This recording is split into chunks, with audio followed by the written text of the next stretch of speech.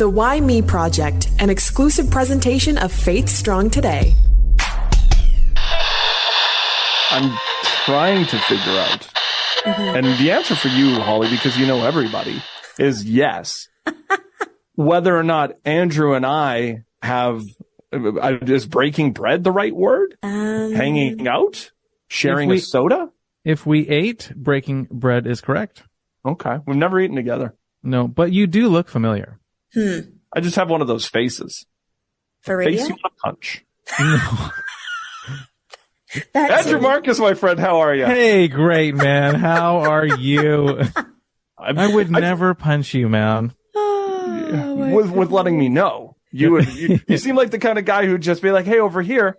And then I look. And then it's like my left hand out of nowhere. Boom. Yeah, just this left hook. I think they say don't let your left hand know what your right hand does. That's true. Oh, my word. You were just, I'd love to just take scriptures and just use them out of context. Yeah, I love it. Yeah. Oh my God. I don't know anybody who's ever done that before. No. I'm not going to drop names. Are you kidding me? Yeah, I'm sure you have a massive list. I actually listened to your episodes of the In Doubt show. Nice. And, Hopefully, I don't know. No, it was good. Okay. Good reviews here, but we'll dive into that because that's like starting at the end of our story. But I mean, if you wanted the honest truth about something, you go to Holly because she will, without a doubt, without an in doubt, tell you how she honestly feels about things. You're obviously a dad. He is. And that's why I'm laughing because I'm a dad. Too. I get it. That was really good.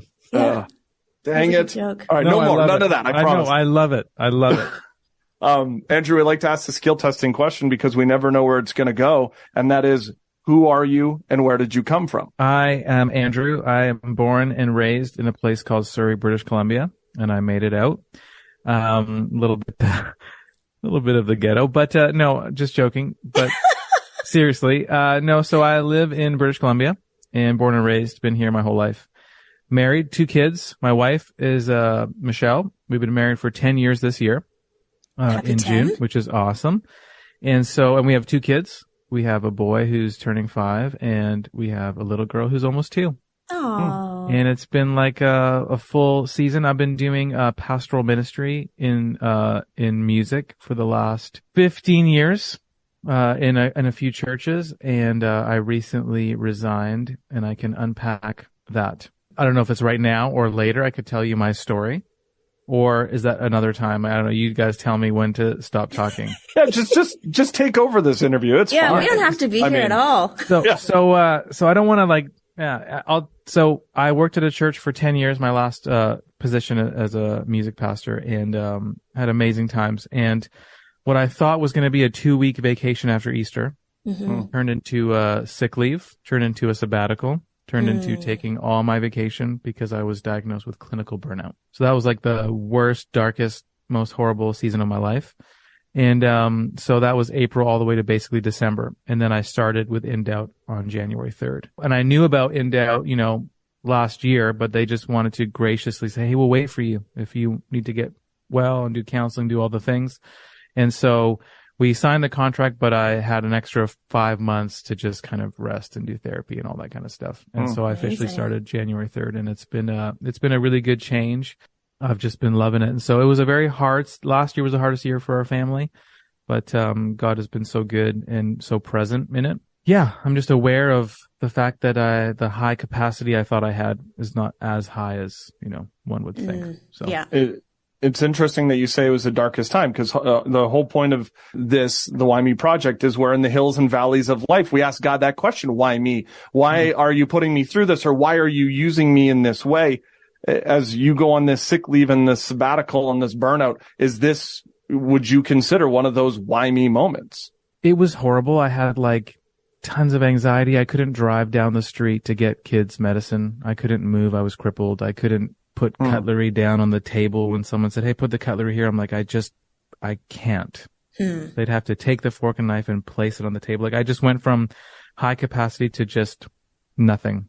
And I had like panic attacks, which I've never experienced before, and depression. There was like 2 times where I could just hear the enemy audibly just saying, you're a burden to your family. You're a burden to this and that. It'd be easier for everyone if you just ended it. And And it was the first time in my life where I was like, I think that's right. And I started like making plans in my head. And it was like that moment where I was like, oh gosh, like I told my wife, like, just the voice is getting very loud. And I just, and so it was terrible. But even when I was in it, in like the lowest point, obviously weeping, I lost 50 pounds from April to December. I couldn't eat. I was throwing up all the time. It was just like terrible. And, but I knew God was present, and I became very close to him in that moment, closer than I've ever been. And ironically, I released a song that I wrote like a few years before called Sweet Communion. That was the latest single I released in the summer. And, I was in the middle of all that, but the whole song is about just being at the feet of Jesus. And, ironically, it came out in the season where I needed it the most. But I started writing a book in the middle of this time, and it was just kind of for me to just process all that was happening in my life. And, but when I was in the lowest moment, I could say to myself, even though this is terrible, I wouldn't change this for the world. Because I felt an intimacy and, a closeness to God that I'd never felt before. And it was just like, it was beautiful and terrible. And it's kind of cool how God could make both of those exist at the same time. I think probably just the past couple of years with COVID and people being in really tough and frustrating situations of loneliness and illness, there's more conversations about how our emotions can coexist more so than ever before. And I think that's so good because it can be confusing, but knowing that that's okay. You can feel close to God and still feel, like we're human. We have this beautiful array of emotions. Why not spend two in one place? Yeah, totally. Yeah. And so I got to experience that firsthand. And now I'm kind of just on a high alert when I see all these young guys who are just trying to run so fast and so hard and do a million things and just, hey, like, I don't want anyone to feel that. Yeah. If there's a way you could avoid the hardship but stay close, and maybe there's not a way. Maybe the hardship is what actually what drew me close. Maybe I would never have drawn close if I was just kind of running my race and doing my thing. So. Yeah. Do you think that there was a moment like that, breaking of the camel's back moment where you're like, I'm not good? Like, it's like we're on this hill and we're going up. Eventually you're going to hit that top where you're going back down real fast. Yes. And that's when we start to slide. Can you notice when that moment was? Yeah. I mean, like, again, with like the panic attacks, like I've never had that before. And I felt like that was kind of just a sign for me that like the whole floor underneath me was gone. And not wanting to leave my bed ever, not wanting to see anyone ever, weeping uncontrollably nonstop for hours, like just in fetal position in bed. Like that was it. I was just sliding down very fast. And when you're going that fast and it's that dark, you're just like, there's no way out. I thought there was no way out. I thought I'd never do ministry again. I'd never be in front of people again. And I didn't want to, but I just thought I couldn't. And, so it's just, it seemed hopeless, and again at the same time so hopeful, and I don't understand how to articulate that. It's just Jesus, and it just blows my mind when I see people who are going through hardship without him, and I'm like, I don't understand how that's possible. But yeah. I want to talk about leading up to that moment too. As Johnny says, it's a hard and long road up, and you're like, yeah, I'm at the pinnacle. And then everything just comes unraveling. But you were involved with music, you were, serving the Lord, and it would appear everything was going in the right direction. So let's start up like kind of there. Let's go to the beginning. Yes.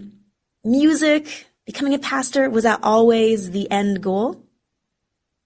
I mean, growing up for me, I never wanted to be a pastor. And I didn't go to church. My parents would drag me to church. And ironically, the thing I didn't like the most was the music. So I'd pretend I had a stomach ache. I'd go in the bathroom. I'd wait till the music was done. And then I was quote unquote healed. And then I'd come in ironically, during worship every time.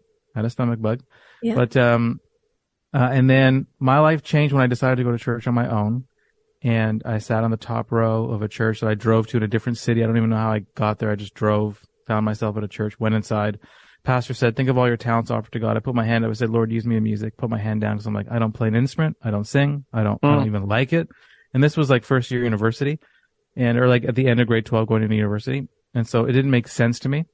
and then I got an email from a guy who wanted to teach me guitar, and it just kind of, everything snowballed very quickly, but it wasn't ever the dream. It wasn't the goal. And then I just saw doors opening and opportunities, and I'm just like, I think this is just the direction God wants me to go. And so, that was all like 2006, 2007. And it's been a wild ride. You know, when I talked to my wife about my burnout, she would say she saw a lot of warning signs as I was running. Yeah. And she would bring it to my attention, but I'm like, oh no, honey, I'm fine. Like I got this. And so it's interesting. So I did a lot of touring, a lot of writing and recording. I do have a new record coming out in the spring that I recorded pre-burnout. But she would say, oh, like, honey, you need to like slow down, or I can tell you're this and that. And I just kept ignoring it. So there was signs from the outside. Yeah.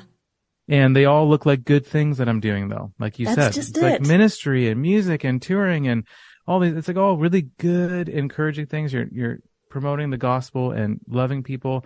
But the premise of this book that I've been writing, and it's all about healthy rhythms of rest, which I had to learn the hard way.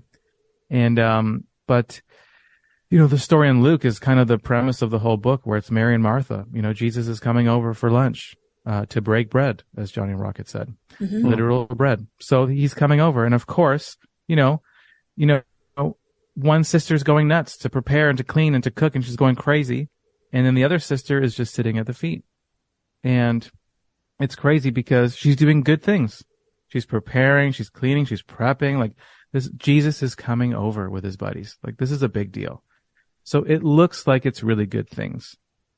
But then Jesus says, oh, you know, Martha, Martha, Martha, like you are worried and anxious about many things, but only few things are important. Indeed, only one. And Mary chose the right thing. And so there's one thing that's important, and it's sitting at the feet of Jesus. And if we're not doing that while we're doing the other things, if all the other things we're doing is not from the posture of at the feet, you're worried and you're doing many things that don't even matter. And so, yes, we could do many good things, but if we're not doing that one thing, like he says, indeed, only one thing matters. And I think, you know, the word priority, all the way up to, I think it was like the 14 or 1500s, priority was a singular word. And then we changed it to a plural word, priorities. And now we think we can have 10 of the utmost important things to do. And it's just not the reality. And Jesus was saying that, hey, few things are important. Indeed, one. There's one priority. Mary chose the right priority. And so I think, you know, we have to make sure we're not fooled that doing 20 things for Jesus is exactly what he wants, because there's actually something that he wants greater, and it's just you. Yeah. I love that you bring that passage up, because growing up as a female and having those responsibilities of making sure that everyone is taken care of, I was always offended by that chapter. I'm a Martha. And I just thought, how could Mary have it right? When everyone was done chatting and worshiping Jesus, they would want food. Then they'd be upset there wasn't food. They'd be hangry. But I love that you boil that back down, because that's just us now wanting to please the other people. Yeah. That's not a priority, like you said. Yeah. Yeah. And I'm a Martha too. It's like, I love to just, you know, do a lot of stuff, and it's, you know, with good intentions and a good heart, but it's just, I just want your heart. You don't play an instrument. You raise your hand up. You learn guitar. You must have had like some sort of inkling, like you could sing in that, because the Lord is not coming to me and saying, Johnny, you should sing because my voice is terrible. Johnny, I think you probably have a fantastic singing voice. He's really good at singing Enrique Iglesias. That's my right that's my now. go-to. Yeah, do it right now. Get a little, put a little mole on your face. And you know the Jimmy Fallon, we did like he was like the host of like some awards, and he like made fun of Enrique Iglesias, and every time he would sing and the camera would come back, the mole got bigger. He kept adding pieces. And I felt so bad. It's like at the end, it was like half his face. I'm like, oh, that's actually pretty offensive. Didn't he remove it after? Honestly, I feel like it was shortly after that. So I'm like, I feel pretty terrible. It's not nice. But yeah, no, I didn't have any experience singing and any desire to sing or anything. Honestly, it was just like, it felt like the most random thing. I was in the business program at Trinity Western, and none of it made sense. And I remember we were studying for an economics exam, and I told a couple of my buddies who was studying with me, it's like, hey, like, I think I'm called to be a worship leader. Like, do you sing? I'm like, no, like, do you play an instrument? I'm like, not really. They're like, dude, shut up and study, man. I'm like, no, Yeah. I really feel like I'm supposed to do it. Yeah. Some people might say even now, I still can't sing or play guitar, but you know what? It's okay. Oh, I'm okay with that. Yeah. Oh, I've heard you sing. I've heard you play the guitar. And I remember watching kind of you grow with, just with your music, radio airplay. And I was excited to see like all the next musical things that you were coming out with. And then I hear that you are doing this In Doubt show. And I'm like, what happened? There was a why me moment there for sure. How do you go from like pursuing music and you are a pastor and worshiping on Sundays and then quiet and now, the podcast. So can we talk about that why me moment? Yeah, absolutely. Absolutely. I mean, obviously the burnout was a huge kind of unplug, and I unplugged from everything for like 9 months or whatever it was. Mm-hmm. And, just try to reevaluate. I did have a few job offers at like churches for music ministry again, but I'm like, I just don't think I'm healthy enough to just jump back into the rat race of the church culture. Yeah. And I have a lot of things to say about church culture that I don't think we need to get into, but I feel like, we've created a Christian culture that's not even Christian. It's just this weird culture. So, so I didn't want to jump back into, any kind of pastoral role. I'm still ordained as a reverend right now through our denomination, but I think that like kind of expires by December. So I'm like, anyone wants to get married or buried, give me a shout. Married or buried. Ass. Yeah. So anyways, I just was really reevaluating and spending a lot of time at home with the family and realizing, wow, like, when you're doing ministry, you're just away from the kids for a long time, and touring, I can't imagine touring like when leaving the kids and Michelle, like that'd just be really hard. And so what's important? What do I need to do? I think I need to make some changes in my life to just stay healthy. So I'm healthy for my family, and like my family's my main ministry. And so maybe when the kids are older, we do some touring and they come with me and the whole family comes together, like something. I led worship for the first time 2 weeks ago, and I was very nervous because I just didn't know, can I still do it? Or, like it was just, but being up there, the first drum, it was like, oh yeah, like I remember that God called me to do this. And so I'm not done, I might not do it for a paycheck. Maybe we do tours and I don't need to, get into like financial things for it or whatever. But so I'm not done leading worship. I do have a new record coming out, and I still write. That's just how I process my life, is just writing. And even if no one listens to it, it's okay. That's just how I, that's how I pray, and that's how I, just go through things. And so I'm sure there's going to be a lot of new prayers and new anthems coming from this time. And I actually used my old prayers and old anthems to get through that time. And so I'm not done with the music, but I felt in this season it wasn't healthy for me to just jump back into full touring and being a music pastor again. It wasn't a good fit for me. So when this came up, and they've been asking me at In Doubt for like 2 or 3 years to host, and I can't do it. I'm doing a bunch of other stuff and I can't add another thing to my plate. And then I thought, this might be a good fit now. Maybe now's the time where it's, it's just a different type of workflow. And I thought that would be healthy for me to just stay healthy for my family. Why is there so much burnout with pastors in general? Do you know? I don't want to give an answer that might not be right, but I just feel that there's a lot of performance and a lot of trying to fill the pews and a lot of, excellence and all that kind of stuff. And I'm not against all that stuff. I love to play excellently. That's, I don't want to get up there and sound like a turd. So I get it, but I think there's just a very strong emphasis on the Sunday gathering and the show. And that's just a lot of pressure, and it's a lot of work, and it's not what we're supposed to be doing. And so I think it's unhealthy. And I think with COVID, I mean, for me, doing like online church, physical church, recording all the stuff because we wanted to make sure it was like really excellent. So it's not a live stream because it wouldn't sound as good. And I get it. We wanted to provide the best we could for people who are at home, but then everything opened again. It's like, you're still doing that. So now you're working 2 jobs And I think it's just like to, again, do this thing that we think people want or care about, but really they don't. And they just need Jesus. And so that's another book I was working on. And the kind of the tagline of that book was, it's about kind of what the church is up to these days and what I feel like we need a great reset in the church. And the tagline was like, they're coming to church hungry and they're leaving starving.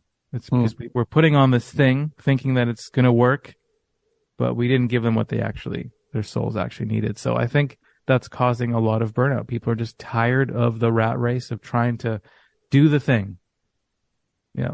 That's just my personal opinion. And that's how I feel like that was my experience anyways. So I want to piggyback off of what Holly was saying though, because I said, do you think that we lack pastoral support in the sense that you guys, pastors, are trying to put on this show?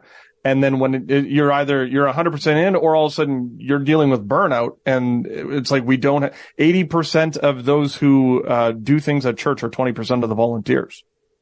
So I mean, it's so interesting that there's these pastors who are burning out, and it's like, well, I don't understand why is this not happening? So, what can we? Maybe we do lack pastoral support. What can we do to support our pastors? Yeah, we do lack pastoral support for sure. Yeah, I think like I experienced like pretty healthy rhythms. I've seen it in church where you have like great executive pastors who are checking in, whether it's weekly or monthly, or how's your soul, how's your family, making sure the priority, your main ministry is your family, and then church is, after that. And so, just having accountability, I think, is huge. And I think when people are just run with no accountability, it's the exit that you will take. You're on that path, and it's the only exit you will take, will be burnout. There's no other exit if you're going to just go nonstop. And so I think accountability and having pastors pastor the pastor, having a pastor to pastor your team and make sure you're on the right path and you're having healthy rhythms. I didn't take a lot of vacation time. I just would be go. And that's why I had a lot of vacation stored up that I could use to rest and recoup from burnout. And I think like in church culture, if you're doing a lot and you're busy and you're stressed and if you're breaking the commandment of Sabbath as a pastor, that's what gets you a promotion. And if you're not breaking the Sabbath, the fourth commandment, you could lose your job. So, and I'm not saying that for my particular situation, but I just feel like in the church capital C, the more you're doing, the more you're getting promoted, even if that means, you're not really resting well. So, I think healthy rhythms of rest and having accountability is huge. For the church, it does seem like busyness is not exalted, but put on a platform, or a pedestal rather. And that is also something that we see in our culture. But it does seem outside of the church, there are more strides to moving towards more rest and being able to self-care. Why do you think the church tends to be a little step behind on some of these conversations that are happening more mainstream? It's a great question. I think it really goes back to the Mary and Martha. I think we think, we're doing God's work. So it's okay to be crazy busy because it's God's work. Yeah. And he wants this for us. He doesn't. And he could do his work without us, actually. I think we kind of take his place in thinking that, he needs me. No, he doesn't need you at all, actually. We are privileged to play a small part. But again, he wants us first. And I feel like the church that's just the easy slippery slope of like, I got to do God's work. That means I'm not going to see the family much. I'm not going to be around. I'm always going to be at the church. I'm going to have to do a lot of travel. It's like, it just gets dangerous quickly because you think you're doing good. And you are doing good, but it's bad. Yeah. It's not the right way. Yeah. Hats off to you being pursued for so many years and willing to turn down back to the Bible and in doubt and be like, nah, now's not the right time. I've never been pursued by anybody. It's, so, I mean, the fact that you're willing to say no and continually say no until it was the right time. And on top of that, you get to work with Ben and Steve, who are like two of my favorite people in the entire world. Amazing, man. They're amazing. Right. And so, I mean, they would just be like, hey, Johnny, I'd be like, yes, I don't know what it was. And so we buried that body. Yes. Yeah, we buried the body in the mountains somewhere. But But it's been like I got to do it. Like, I mean, whatever right? you want me to do. Yes and amen. Anything for you guys. What was it about the podcast? What was it about them? What was it about the whole situation that you finally said yes? Yeah, I feel like I've just been seeing a lot. Again, we talked about a little bit of this, like we've created a Christian culture that's not Christian. I've just seen a lot of people and a lot of churches and a lot of Christians really jumping on the wagon of love and acceptance. And I think love is super important. And I think we all ought to love. But there's the second part of that where it's truth. And I just feel like I'm seeing a lot of churches saying yes and amen to many things that are 100% sin for the sake of love. And I just feel like I just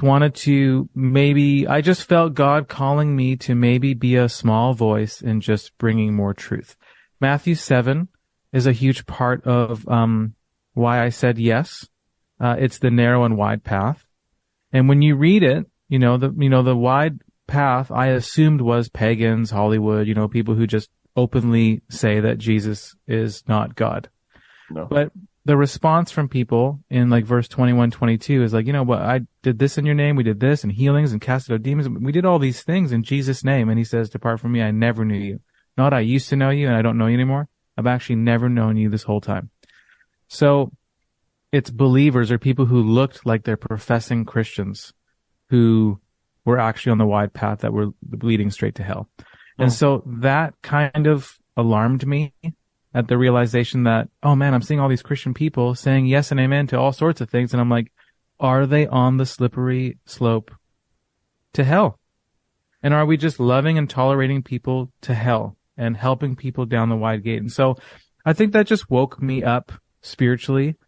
And I think I said yes because maybe God could use whatever we do to just help a few people make a U-turn and take the narrow, uphill, very hard road that only few people will follow.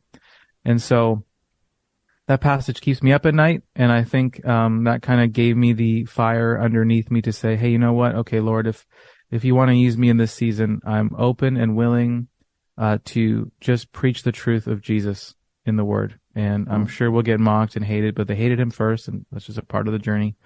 And so that was kind of how it all started. So what's your 30-second elevator pitch? What is In Doubt Show? In Doubt Show is basically, we want to resource young people with a biblical perspective on life, faith, culture, all things. And culture's throwing a lot of things at us and telling us a lot of things that are just lies. And I think it's just time that we, stand true to God's word and just be unashamedly standing firm on God's word, being okay to be hated. Salt and light is what we're called to be. We're supposed to be distinct, set apart, not blending in, but standing out. And we'll look rebellious, but I just want our viewers to know that we want to be rebels for the gospel, and we're okay with that. Young people is what? Like how old? Because church the other day had said, hey, we're going to have young couples or young group or whatever after church. We're going out to have a bonfire and s'mores. So I was headed out there. My wife's like, where are you going? And I'm like, well, it's young people. She goes, you're past that. Okay. Technically, I think we're still, are we past young? I think so. Dang it. Yeah. That's hard. Like, what's young? Well, our demographic is 18 to 35. Yeah. Okay. We're old now. All right. We're old. Yeah. High fives. But I'm still in, like I just missed by Must a be year. nice. Must be nice. Be so young. You're young, bro. I peg you at like 34. Yeah. Wow. With all the gray in this beard. Okay, dude, I have no hair on my scalp, so just settle down, okay? Why do you think I wear a hat? Yeah, I know. It's terrible, man. I was holding on to this. Yeah, I know. I was holding on to my scraps for so long, and then I tell people I had to let go and let God. So for those who would want to download, for those who want to be a part of what you guys have going on, when do episodes come out? How often are they coming out? And, kind of all that good stuff. Yeah, for sure. We air on Mondays at 10 a.m. Pacific time. And it's on YouTube, so it's a kind of like a live vibe YouTube show. And then we have on podcasts, so Spotify, Apple Music, wherever you tune in, and you can listen to the In Doubt Show. Yeah. So our old podcast was just In Doubt Podcast, And now it's called The In Doubt Show because we have a video aspect too. So, and it's pretty fun. We have like some fun skits and like, we're just having fun with it. So it's like gospel truth, biblical perspective, but we just want to also keep it light because I think young people need to laugh again. I want to say though, I saw your first episode and I was a little jealous. Why? Your guest was John Neufeld. Oh, okay, come on. Honestly, he's like one of my heroes, man. We've been like trying for years to have him on our podcast, but first episode, that's fine. Whatever. He's such a legend. I just love that guy so much. Yeah. But you know what? You have every right to be jealous. Yeah. He's a star field. He's a star. Okay. John Neufeld. I get it. Oh, there I get it. He was alive in that moment. You must have like 4 children with that joke. That was terrible. 2. Wow. Okay. So, but you're seasoned, the grade 6. Like how old are your kids? 13 and 11. Yeah, you're a seasoned father. Yeah. Okay. That was a seasoned father joke. That wasn't like hey, I have a newborn. It was like, hey, I've been around. Oh gosh.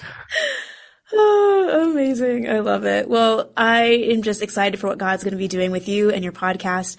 I love the mixture of having someone like John Neufeld with some younger individuals just hashing it out. You've got such great diversity in the conversations. So, we're going to be watching to see how things go for you guys. Fun. You guys come here when you're in BC.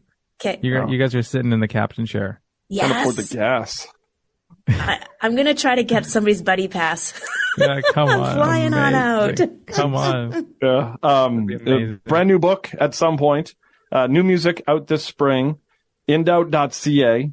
Podcast is out on Mondays. Pastor Andrew Marcus, until December. My friend, we appreciate you. Thank you for taking some time. Bless you guys. Thanks so much. One of those guys who it feels like we've been friends forever, and it's kind of like we just had this big family reunion. I know. He's such a kindred spirit, and I just love his heart for just sharing his story and helping people know they're not alone. I mean, how many pastors have gone through burnout and to been depressed, but then they don't tell people. And so I just appreciate his honesty and transparency. I'm so excited for what God has in store for him now that he's a part of his own podcast and just trying to comb through our faith and the culture that we're in today. And what's interesting is I was like, we're going to talk a lot about music.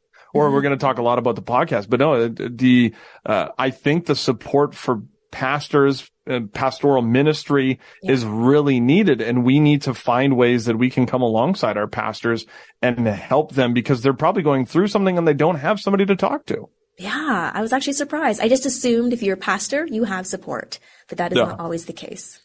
No, very true. So thank you to Andrew for taking some time. Thank you to you for following us on all the socials, for downloading Apple Podcast or Spotify. When it comes to the social media, though, Holly, we need the reviews, we need the subscribes, we need the rates, whatever. Yeah, exactly. So please, if you were encouraged today, make sure whatever podcast platform you're on, you give us a 5-star rating and write a little review about something that you appreciated about the episode. And even on our socials, let us know what was your takeaway, and we'll let other people know about those takeaways. Hopefully on Tuesdays, we'll share your takeaways, not ours. No, we're not begging, but we're begging.